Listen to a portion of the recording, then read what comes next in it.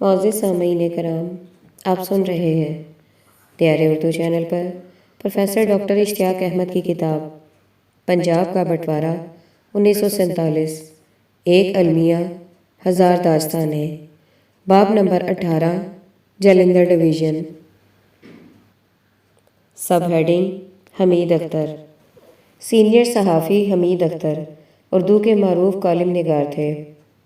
وہ ترقی پسند مصنفین کی تحریک کے روح رواں سمجھے جاتے تھے۔ میری ان سے ملاقات لندن میں ہوئی، جہاں ہم دونوں عالمی پنجابی کانگریس میں شرکت کے لیے مئی 2002 میں وہاں آئے تھے۔ انہوں نے اپنے گاؤں سے لاہور فرار ہونے کی کہانی ان الفاظ میں مجھے سنائی: میں 1924 میں تحصیل جگران کے گاؤں تہاڑا میں پیدا ہوا۔ جالندھر اور فیروز پور کی سرحدیں بھی ہمارے گاؤں سے ملتی تھیں۔ گاؤں کے مغرب میں واقع کشن پورہ ضلع فیروز پور میں تھا، جبکہ شمال میں نکودر تھا۔ یہی وجہ ہے کہ ہمارے گاؤں کو تہاڑا 3 اطراف والا کہا جاتا تھا۔ میری عمر 3 سال ہی تھی کہ میرے والد کا انتقال ہو گیا۔ میں بہن بھائیوں میں سب سے چھوٹا تھا اور مجھے قرآن مجید حفظ کرایا گیا۔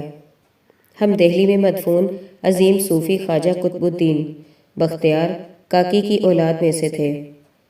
تہاڑا گاؤں میں خانقاہ شاہ دیوان آج بھی مرجع خلائق ہے۔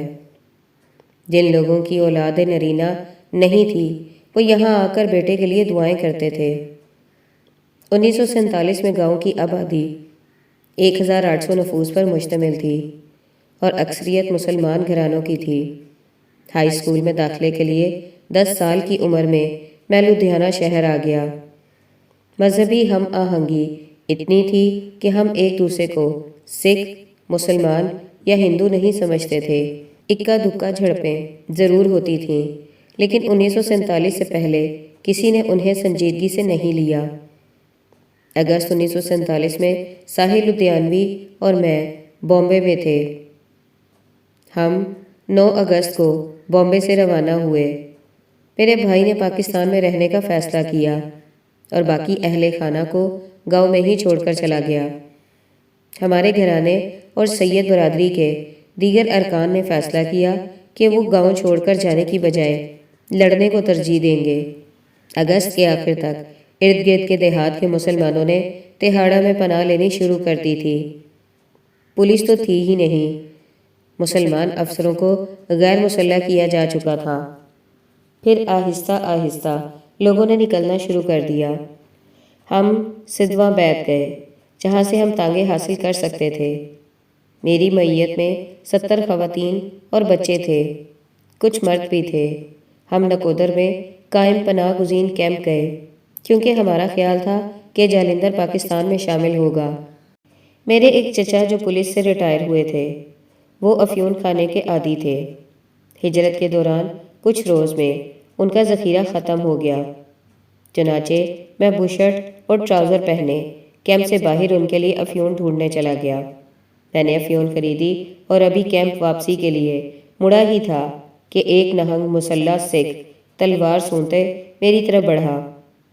ٹھیک اسی لمحے ایک سکھ افسر سامنے آیا اور میرے ساتھ معانقہ کیا۔ یہ میرا سابق اسکول فیلو نریندر سنگھ تھا۔ اسے دیکھ کر ناہنگ بھاگ نکلا۔ نریندر سنگھ ان دنوں ایک وزیر کا ملٹری سیکرٹری تھا۔ ان دنوں میری بڑی ہمشیرہ فاطمہ کافی علیل تھیں۔ وہ کہتی تھیں کہ وہ مرنے والی ہیں اور اگر ان کا انتقال ہوا تو غسل دیے بغیر ہرگز انہیں نہ دفنایا جائے۔ جب ان کا انتقال ہوا تو کیمپ میں کوئی تجہیز و تدفین کے لیے ہماری مدد پر آمادہ نہ ہوا، چنانچہ مجبوراً اپنی بہن کو غسل دینے کا کام مجھے کرنا پڑا۔ آخرکار ہم پاکستان کے لیے روانہ ہو گئے اور ہمارے لیے جو رشتہ دار پیچھے رہ گئے تھے ان سب کو ہلاک کر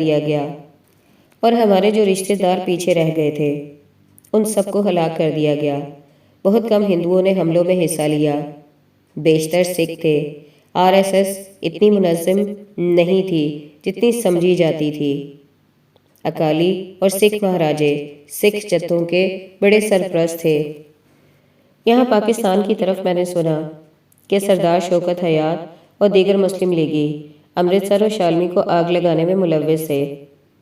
عام آدمی کا فسادات سے کوئی تعلق نہیں تھا۔ زیادہ تر گنڈوں نے قتل عام میں حصہ لیا۔ میں نہیں سمجھتا کہ محمد علی جناح نے ماؤنٹ بیٹن کو پاکستان کا گورنر جنرل نہ بنوا کر درست فیصلہ کیا تھا۔ جب ان کو اس عہدے کے لیے مسترد کیا گیا تو لامحالہ ان کی پرامن انتقال اقتدار میں کوئی دلچسپی باقی نہیں رہ گئی تھی۔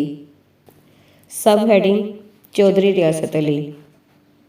میں 29 نومبر 1933 کو مشرقی پنجاب کے قصبے ہلواڑہ میں پیدا ہوا۔ یہ ایک مشہور ایئر بیس سے ملحقہ بڑا گاؤں تھا۔ ہم پچھلے 800 سال سے ہلواڑہ میں رہ رہے تھے۔ ہمیں حضرت مختوم جہانیہ نے دائرہ اسلام میں داخل کیا تھا۔ گاؤں کی زیادہ تر زمین میری برادری کے راجپوتوں کی ملکیت تھی۔ مسلمان ارائیں، جاٹ، سکھ، دھوبی، ہندو براہمن اور کھتری جیسی دیگر برادریاں بھی تھیں۔ جب تقسیم ہوئی تو میں 7ویں جماعت میں پڑھتا تھا۔ ہمارا گاؤں کافی آخر تک پرامن رہا۔ در حقیقت ہم نے غیر مسلموں کا تحفظ کیا، بلکہ ہم نے ان کی حوصلہ افزائی کی کہ وہ ارد گرد کے دیہات میں اپنے رشتہ داروں کی طرف چلے جائیں۔ ہمارے پاس کئی ریٹائر فوجی اور پولیس افسر تھے، کیونکہ راجپوت ہمیشہ خوش دلی سے ایسے محکموں میں ملازمت کرتے ہیں۔ ان میں سے کئی دوسری جنگ عظیم میں حصہ لینے کے بعد واپس آئے تھے۔ ہم نے کافی تعداد میں اسلحہ جمع کر لیا، اس لیے کسی بھی حملے کی صورت میں ہماری تیاری مکمل تھی۔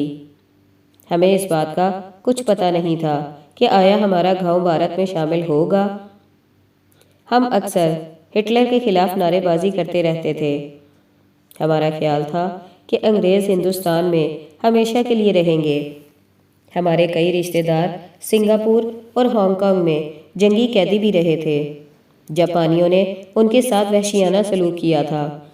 ہمارے کچھ رشتہ دار انگریز مخالف انڈین نیشنل آرمی میں بھی شامل تھے۔ کیپٹن ظفر اللہ خان بھی ان میں سے ایک تھے۔ ہمارے گاؤں کے 99% مسلمان مسلم لیگ کے حامی تھے۔ البتہ کچھ مجلس احرار کے لیڈر مولانا بخاری اور کچھ کانگریس کے لیڈر مولانا ابوالکلام آزاد کے بھی حامی تھے۔ نوجوان لے کے رہیں گے پاکستان، بٹ کے رہے گا ہندوستان کے نعرے لگاتے رہتے تھے۔ ہمارے گاؤں کے ہی کچھ لڑکے لاہور میں مسلم اسٹوڈنٹس فیڈریشن میں کافی فعال تھے۔ پھر ہمیں پتہ چل گیا کہ ہمارا گاؤں پاکستان میں شامل نہیں ہوگا، کیونکہ یہ دریائے ستلج کے مشرقی کنارے پر واقع تھا۔ حتیٰ کہ مہاراجہ رنجیت سنگھ کے دور میں بھی مشرقی پنجاب کے یہ حصے سلطنت لاہور میں شامل نہیں تھے۔ بہرحال ہلواڑہ اور ضلع لدھیانہ کی بھارت میں شمولیت کی خبروں نے ہمارے لیے سنگین بحران پیدا کر دیا۔ اس سے پہلے کئی مسلمان کنبوں نے ہمارے گاؤں میں پناہ لے رکھی تھی۔ سکھ بدماشوں نے دہشت گردی کے حملے شروع کر دیے تھے۔ پھر ہم نے اپنا عسکریت پسند گروپ بنا لیا۔ اس وقت میں صرف 14 سال کا تھا۔ ہمارے لوہار ہر قسم کا اسلحہ تیار کر سکتے تھے۔ ایسے ماہرین بھی تھے جو بندوقیں بنا سکتے تھے۔ جب ہم نے محسوس کیا کہ ریاست پٹیالہ کی فوج کو متحرک کیا جا رہا تھا تو یہ واضح ہو گیا کہ ہم زیادہ دیر مزاحمت جاری نہیں رکھ سکیں گے۔ حکومت نے قریبی گاؤں رائے کوٹ کو پناہ گزین کیمپ قرار دیا تھا۔ ہم وہاں منتقل ہو گئے۔ گاؤں چھوڑنا ہمارے بڑوں کے لیے انتہائی مشکل فیصلہ تھا، کیونکہ ہمارے آباء و اجداد اس مٹی میں دفن تھے۔ ہم نے نہایت گہرائی تک بحث و مباحثہ کیا۔ ہم جا رہے تھے تو ہمارے ایک بزرگ نے کہا کہ وہ نہیں جائے گا۔ کیپٹن ظفر اللہ نے اسے طفل تسلی دی کہ ہم عارضی طور پر جا رہے ہیں اور حالات ٹھیک ہونے پر واپس آ جائیں گے۔ ہم 1 ہفتے تک پناہ گزین کیمپ میں رہے۔ پھر میرا ایک کزن ہمیں ٹرک پر لاہور لے آیا۔ ہمیں تقسیم سے بے حد نقصان پہنچا، کیونکہ ہمارا سماجی ڈھانچہ بکھر کر رہ گیا۔ وہ گاؤں دوبارہ پہلے والی حالت میں کبھی نہ آ سکا۔ صرف لائل پور کے چک 40 میں ایک چھوٹا ہلواڑہ ہے۔ ہلواڑہ اتنا بڑا گاؤں تھا کہ اس کی 7 پٹیاں ذیلی اکائیاں تھیں۔ سب ہیڈنگ: محمد عبداللہ شمشاد۔ میں نے ملتان کے دورے میں 21 دسمبر 2004 کو ممتاز صحافی محمد عبداللہ شمشاد، جو ایم شمشاد کے نام سے مشہور ہیں، کا تفصیلی انٹرویو ریکارڈ کیا تھا۔ انہوں نے مجھے یہ کہانی سنائی۔ میری پیدائش 20 ستمبر 1937 کو ایک بڑے گاؤں گجروال، ضلع لدھیانہ میں ہوئی تھی۔ یہ ایک چھوٹا موٹا قصبہ تھا اور 1000 سے زائد گھروں کے لیے باقاعدہ سینیٹیشن کا نظام موجود تھا۔ سول ہسپتال، ویٹرنری ہسپتال، ڈاک خانہ، لڑکیوں اور لڑکوں کے اسکول بھی موجود تھے۔ اصل میں گجروال میں راجپوت ہندوؤں کی ذیلی ذات سہوتا کی آبادی زیادہ تھی۔ کچھ نسلوں پہلے کئی ہندو خاندانوں نے اسلام قبول کر لیا۔ ان میں میرا خاندان بھی شامل تھا۔ اسلام قبول کرنے پر ہندو راجپوت ہمارے دشمن بن گئے۔ انہوں نے ہمارے خلاف اپنے دل میں کینہ پالے رکھا۔ یہ صورتحال دیکھ کر ہم نے ارائی مسلمانوں کو دعوت دے کر اپنے گاؤں میں آباد کرایا۔ انہیں ہم نے مفت زمین دی اور ان کی آباد کاری میں حوصلہ افزائی کی گئی۔ 1940 کے عشرے میں گجروال میں مذہبی توازن اس طرح سے تھا: 300 ارائی خاندانوں سمیت 400 مسلمان گھرانے، 20 سکھ خاندان اور باقی تمام ہندو خاندان تھے۔ ہمارا خاندان گجروال میں مسلمانوں کا ممتاز گھرانہ تھا۔ میرے کئی رشتہ دار انتہائی تعلیم یافتہ تھے۔ ان میں ڈاکٹر، سائنسدان اور ماہرین تعلیم شامل تھے۔ یہ لوگ پنجاب کے مختلف علاقوں میں تعینات تھے، لیکن چھٹیوں پر ہمیشہ گاؤں کا چکر لگاتے تھے۔ اس طرح گاؤں اور خاندان سے ان کا رشتہ بدستور استوار رہا۔ تعلیم حاصل کرنے کی وجہ یہ تھی کہ اور راجپوت ہونے کی حیثیت سے ہم یہ محسوس کرتے تھے کہ ہندو راجپوتوں کے مقابلے میں صرف تعلیم ہی ہمیں بچا سکتی تھی۔ جب تحریک پاکستان شروع ہوئی تو مسلمانوں میں اس کی دلچسپی پیدا ہوئی، جبکہ ہندو کانگریس کے حامی تھے۔ ہمارا خاندان مسلمانوں کا چودھری تھا۔ یہ روایت تھی کہ کوئی بھی مسلمان لڑکی شادی کے وقت ہمارے گھر سے رخصت ہوتی تھی، اس کا مطلب یہ ہوتا کہ ہمارا با اثر خاندان اس لڑکی کی پشت پر تھا اور کوئی اس کے ساتھ برے سلوک کی جرات نہ کرے۔ 1945-46 کے انتخابات کے دوران ہمارے گاؤں میں فرقہ وارانہ تقسیم مزید گہری ہو گئی۔ لدھیانہ کانگریس کا مضبوط گڑھ تھا۔ احرار والے بھی لدھیانہ میں کافی مضبوط تھے۔ مولانا حبیب الرحمان نے عام نشست پر کانگریس کے ٹکٹ پر الیکشن لڑا، لیکن سکھوں سے شکست کھا گئے۔ ہندوؤں نے انہیں ووٹ نہیں دیا تھا۔ یہ مسلمانوں کے لیے ایک بڑا دھچکا تھا، چنانچہ وہ مسلم لیگ کے مزید قریب ہو گئے۔ انتخابی مہم کے دوران گجروال میں صورتحال پرسکون ہی رہی۔ ہندو اور سکھ دھرم شالہ میں جمع ہوتے، جبکہ مسلمانوں کا اجتماع پنڈال میں ہوتا، جہاں سیاسی صورتحال پر تبادلہ خیال کیا جاتا تھا۔ میں گجروال ہائی اسکول میں زیر تعلیم تھا۔ ہمارے اساتذہ بہت اچھے تھے اور تمام طلباء پر توجہ دیتے اور ان کی مدد کیا کرتے تھے۔ البتہ 1945 کے بعد ہندو اساتذہ کا مسلمان طلباء سے رویہ مخالفانہ ہو گیا۔ ایک طرح سے وہ ہمیں ہراساں کرتے تھے اور تضحیک انداز میں کہتے، اوئے مسلے، کھڑا ہو جا۔ اسکول میں سکھوں نے میری 2 دفعہ پٹائی کی تھی۔ ہندو طلباء ہمارے ساتھ کھیلتے تھے، لیکن جب کبھی ہم ان کی رسوئی کے قریب پھٹکتے تھے تو ان کا رویہ ہذیانی ہو جاتا تھا۔ اس سے ہمیں اندازہ ہوتا کہ ہم ان میں سے نہیں ہیں۔ اس رویے سے کمسن مسلمان کافی نالاں ہوئے اور وہ نعرہ لگاتے، قائد اعظم زندہ باد، پاکستان زندہ باد۔ اس سے ہندو اور سکھ کافی مشتعل ہو گئے۔ ان دنوں پٹھانوں کا کافی ہوا بنا ہوا تھا۔ وہ مشرقی پنجاب میں کافی متحرک رہتے تھے اور کبھی کبھی گجروال میں بھی آتے تھے۔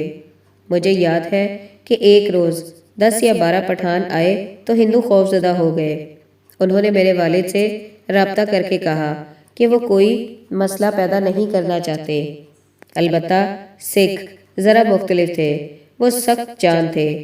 اس علاقے کا بدنام زمانہ جگہ ڈاکو पुलिस से मुकाबले में मारा गया था। उसका एक साथी हमारे गांव का था और मुकाबले में उसकी एक टांग ज़ाया हो गई थी। इस वाक़ये से उसकी ज़िंदगी बदल गई और वो गुजरवाल वापस आकर रहने लगा। हिंदुइज़्म, सिख मत और इस्लाम पर उसका गहरा मुताला था। वो समझता था कि उसने इंसानियत को काफ़ी नुकसान पहुंचाया है और अब उसे इंसानों की खिदमत करनी चाहिए। वो जराइम से ताइब होकर बाबा बन गया। तमाम हिंदू, सिख और मुसलमान उसका एहतराम करते थे। वो हम लड़कों को कहता कि उसे कुरानी आयात पढ़कर सुनाओ, जिसके बदले वो हमें टॉफ़ियाँ दिया करता था।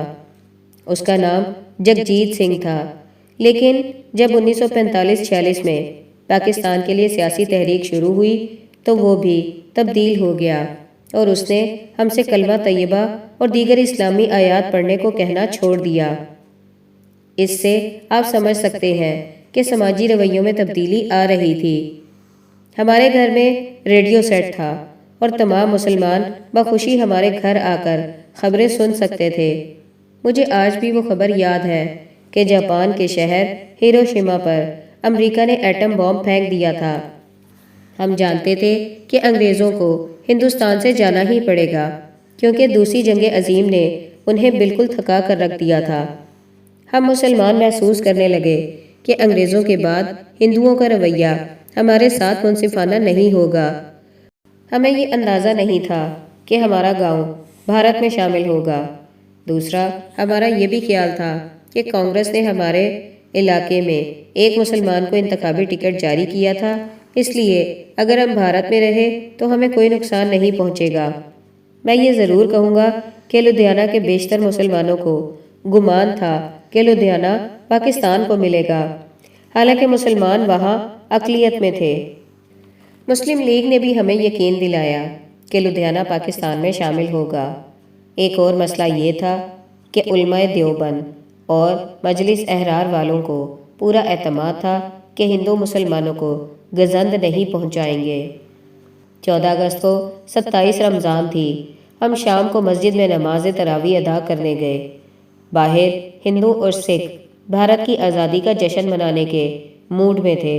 हम पूरी शब कदर मस्जिद में गुजारना चाहते थे, लेकिन सिख और हिंदू बाहर शोरगुल बुलंद करते रहे, जिससे हम खौफजदा होकर घरों को चले गए।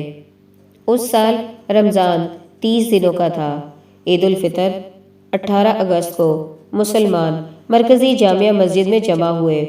ये उस गांव में मुसलमानों का आखिरी बार मुश्तरका इज्तिमा था। बुजुर्गों ने ख़तरे का एहसास करते हुए फ़ैसला किया कि वो मुसलमान घराने जो हिंदू और सिख मोहल्लों में हैं वो उधर जमा हो जाएं। हमारी हवेली पुख्ता ईंटों से बनी थी और उसके मजबूत आहिनी गेट थे। अराई घराने एक ही सिमत में इकट्ठे थे, इसलिए उन्हें हमारे पास आने की बजाय उसी जगह रहने का मशवरा दिया गया, क्योंकि वो तादाद में काफ़ी थे। मुझे याद है कि ये 23 अगस्त का दिन था जब हमला हुआ। हम आगाह थे कि सिखों ने गांव का मुहासरा कर रखा था। मेरे वालिद ने वालदा से कहा कि पराठे बनाकर तमाम बच्चों को खिला दो। हवेली में उस वक्त कई गरीब घरानों के अफराद भी मुकीम थे और कुछ बच्चों ने पहली बार देसी घी के पराठे खाए थे। यही वजह है कि एक औरत ने मेरे वालिद से पूछा कि चाचा जी आज क्या तारीख है, तो उन्होंने कहा कि ईद गुजरे आज 6 अय्याम गुजर चुके हैं, यानी 23 अगस्त का दिन था। तारीख पूछने का मकसद ये था कि ये उनकी ज़िंदगी का ख़ास दिन था कि उन्हें पराठे खाने को मिले। वालिद साहब को उस रोज़ कत्ल कर दिया गया था। पराठे बनने से पहले ही फायरिंग शुरू की जा चुकी थी। हमारे घर की तरफ भी कुछ लोग गोलियां फायर कर रहे थे। मेरे वालिद छत पर गए तो देखा कि पूरा अराई मोहल्ला शोलों में जल रहा था। ये अलल सुबह का वक्त था। हमारे घर में कोई असलहा नहीं था, क्योंकि पुलिस आकर तमाम असलहा जब्त कर चुकी थी। पुलिस ने गुज़िश्ता 2 माह के दौरान 4 से 5 छापे मारे थे। यूं तमाम मुसलमान मुकम्मल तौर पर निहत्ते किए जा चुके थे। पुलिस में बेशतर मुलाजमीन सिख थे। उन लोगों ने बड़ी छुरियां तक नहीं छोड़ी थीं, बल्कि बड़े डंडे भी साथ ले गए। جب فائرنگ میں شدت آ گئی تو مکان کی ایک طرف سے سیڑھیاں لگا کر خواتین اور بچوں کو نکال دیا گیا۔ انہیں کہا گیا کہ وہ کھیتوں میں چھپ جائیں یا دیگر گھروں میں روح پوش ہو جائیں۔ اس تمام صورتحال کی نگرانی میرے والد کر رہے تھے۔ گھر میں اور کوئی مرد نہ تھا۔ اس دوران سکھوں نے چلا کر کہا کہ چودھریوں کے گھر سے عورتیں فرار ہو رہی ہیں۔ اگرچہ حملہ آور باہر کے تھے، لیکن ہمارے گاؤں کے سکھ بھی ان کے ساتھ تھے اور انہیں ہدایات دے رہے تھے۔ نہنگ سکھوں، مسلح سکھوں کا خصوصی گروپ، نے ہمارے گھر میں باہر سے تیز دھار دھاتی ٹکڑے اور رنگز پھینکے۔ جس کسی کا پاؤں ان سے ٹکراتا وہ زخمی ہو جاتا۔ کچھ بچوں اور خواتین کو ہلاک کر دیا گیا۔ ہم نے پوری رات گھر پر گزاری۔ میرا خیال ہے کہ حملہ آوروں نے سمجھا کہ حویلی میں اسلحہ موجود ہے، اس لیے انہوں نے براہ راست حملہ کرنے کی جرأت نہ کی۔ اس دوران میرے والد ساتھ والے گھر گئے تاکہ دیکھ سکیں کہ وہاں پناہ لیے افراد خیریت سے تھے کہ نہیں۔ اس گھر میں انہیں گولی مار دی گئی۔ میری والدہ، 2 بہنیں اور خالہ سمیت کچھ خواتین بے دستور ہماری حویلی میں تھی۔ ان سب کی تعداد 30-40 تھی۔ جب رات آئی تو سکھوں نے تیل پھینک کر مکان کو آگ لگانے کی کوشش کی، لیکن پختہ اینٹیں ہونے کی وجہ سے آگ نہ لگی۔ البتہ لکڑی کے دروازے تباہ ہو گئے۔ اب سکھ چھت سے کود کر برآمدے میں آ گئے تھے۔ وہ لوٹ مار کرنے کے خواہاں تھے۔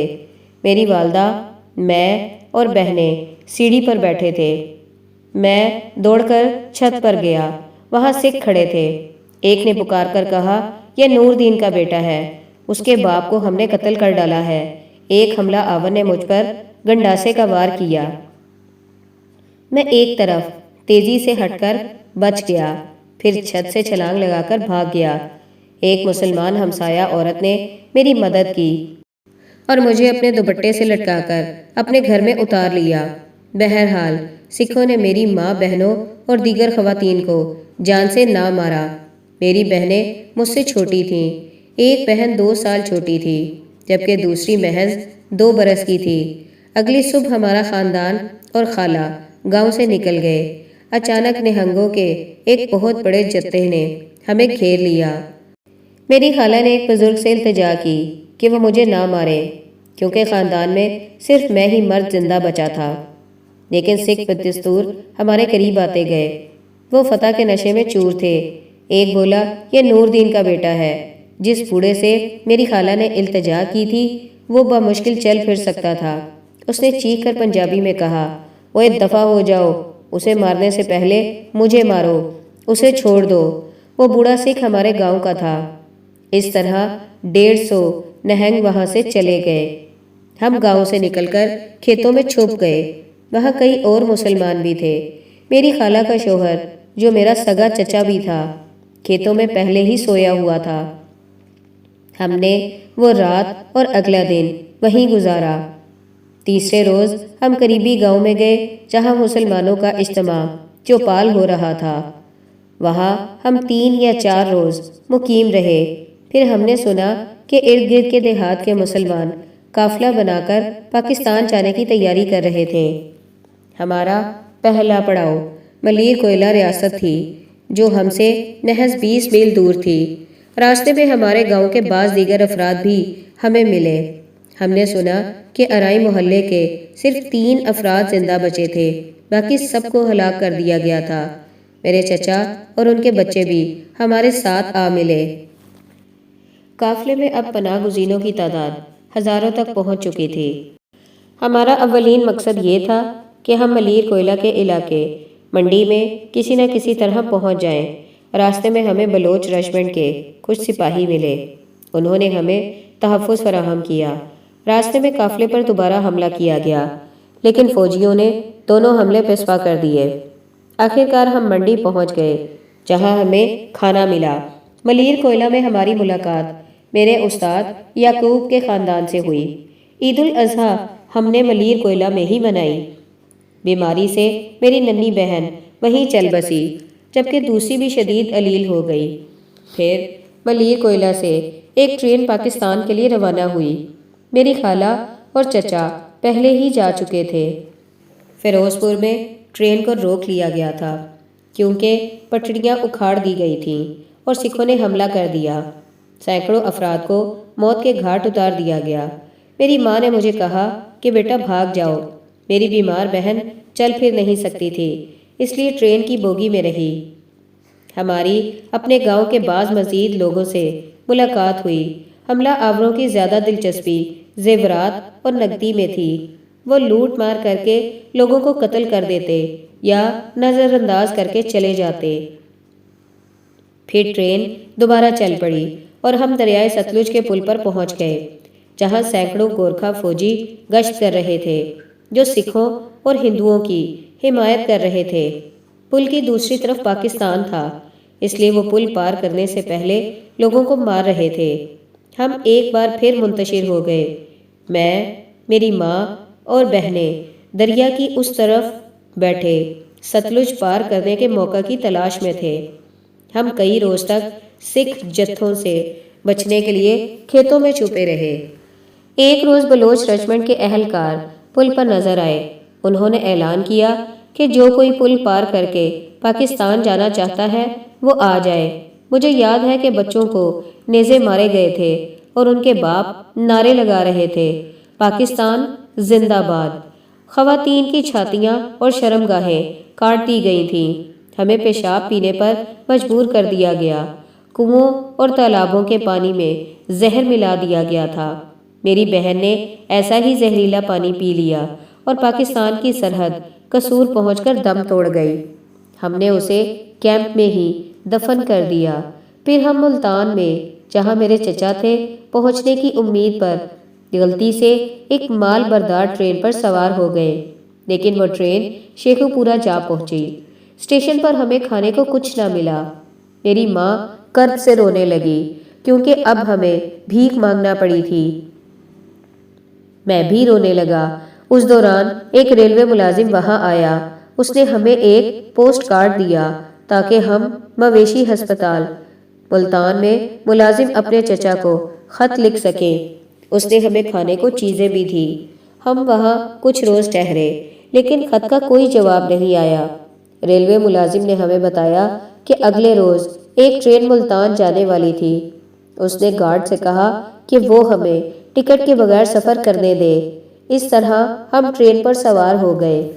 ہم ملتان کینٹ اسٹیشن کی بجائے ملتان شہر والے اسٹیشن پر اتر گئے۔ یہ سپہر 4 بجے کا وقت تھا۔ یہ 10 محرم کا دن تھا اور عاشورہ کا مرکزی جلوس شہر کے وسط سے گزر رہا تھا۔ ہم نے رات ایک دکان کے پھٹے پر گزاری۔ میری ماں کا خیال تھا کہ ان کا دیور شاید MBBS ڈاکٹر تھا، اس لیے ہم ہسپتال جا کر ان کا انتظار کرنے لگے۔ پھر ایک چیف ڈاکٹر آیا تو کسی نے کہا کہ آپ کے مہمان آئے ہیں۔ وہ دراصل ڈسٹرکٹ ہیلتھ آفیسر تھا۔ اتفاق سے اس کا گھر میرے چچا کے گھر کے پاس تھا۔ اسے پتا تھا کہ میرے چچا کو پوسٹ کارڈ ملا تھا اور انہوں نے اپنے بیٹے کو ہمیں لینے شیخو پورہ بھی بھیجا تھا۔ اس نے ہمیں پتہ سمجھایا تو ہم چچا کے گھر پہنچ گئے۔ وہ برآمدے میں بیٹھے تھے۔ آخرکار ہم محفوظ جگہ پہنچ ہی گئے۔ لیکن میری المیہ داستان یہیں ختم نہیں ہوتی۔ میری والدہ کا انتقال 1949 میں ہوا۔ میں اپنے چچا کے ساتھ رہتا تھا۔ یہ ان کی مہربانی تھی کہ انہوں نے مجھے قبول کیا، لیکن میں وہاں ہمیشہ خود کو اجنبی ہی محسوس کرتا تھا۔ خوشی کے تہواروں کے موقع پر وہ مجھے نظر انداز کر کے اپنے بچوں کے ساتھ خصوصی سلوک کرتے تھے۔ اس رویے سے میری روح پر گہرا گھاؤ آیا۔ جب میں بیمار ہوتا تو کوئی میرا پرسان حال نہ ہوتا، لیکن خدا غفور الرحیم ہے۔